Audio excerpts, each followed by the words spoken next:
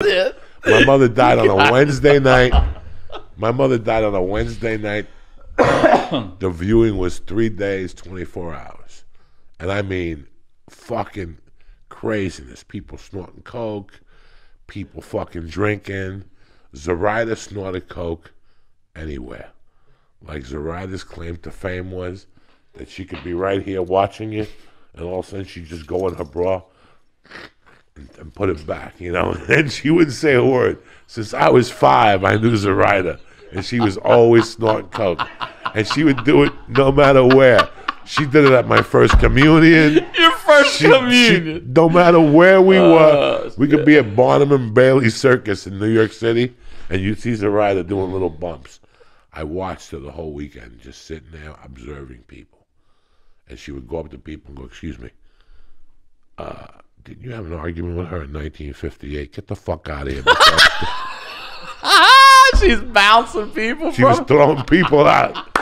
She never liked you, and I never liked you. Didn't you have an argument in 1958? Oh, my God. But that night, I saw Zoraida kneeling down. Like, I went out, and I came back, and it was just her and my mother. I'm like, wow. And Zoraida was telling her, "I'm going to take care of your son." You're hearing all this, and she doesn't know you're there. She doesn't know I'm in the room. She goes, "I'm going to make sure he grows up to be a man." And I'll never forget, she's saying all this stuff. And I'm watching in the middle of all this. She goes, yes. She goes, she goes in the bra, and she's doing like a bump. And she's like, I would give you one, but, you know.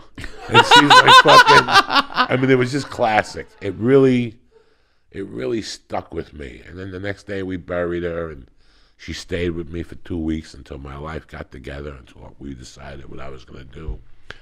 I was either going to come to California, go to fucking Miami, or I could stay with my godmother in New York. But I was just getting it started in North Bergen.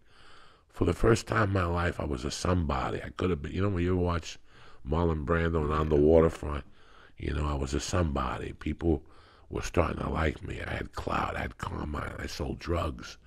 You know, I had a couple friends. I can't just leave. So I decided on, the clear choice was for me to live with the Balzanos. But I loved him too much, number one. Number two, I knew it was going to end up bad because he was too strict. So I knew this was not going to end up bueno. So before we even do this, let's agree to disagree. I loved him like a father, and I loved Marianne like a mother, but I could not be in your house at 11 o'clock at night. I was already raised a certain way. Yeah. So I was like the draft choice in the living room. I was like the draft choice in my neighborhood. I was just waiting for the perfect deal. Like the Garcias reached out. The free agent. But I had to share a room with the younger brother. Okay, I'll get back to you on that. They had a good day. They had a nice house. They had HBO. And they put the air on in the winter. They got to put the air on in the winter. A couple people offered me asylum. They weren't much into air conditioning. I can't live with you. All right. Balzanos. Air conditioning. Yeah. You want motel requirements. Yeah, because look, I was a single child. I had a cable in my room. Yeah, you're alone at what, 16 now? Growing up, I always had I had central air and I had an air conditioner. I like my room cold. My fan broke last week, so my wife had to buy me a new one.